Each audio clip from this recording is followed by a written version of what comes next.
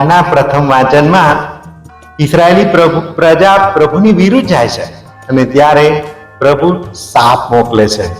સાપથી ઘણા મૃત્યુ પામે છે. ત્યારે મોસે પ્રભુને પ્રાર્થના કરે છે અને ત્યારે પ્રભુ મોસેને કહે છે, તું ધ્વજદંડ પર એક સાપ મૂક, જે કોઈ સાપ સામે જોશે એને નવું જીવન મળશે. આજે ખાસ કરીને નવા કરારમાં પ્રભુ ઈસુનો ક્રોસ આપણને સૌને જીવન આપે છે. આવો આજે આખો દિવસ થોડી વાર પ્રભુના ક્રોસની સામે જોઈએ અને નવું જીવન મેળવીએ. પ્રાણથી પ્યારો પુત્ર ઉભો છે, પ્રાણથી પ્યારો પુત્ર ઉભો છે, એકે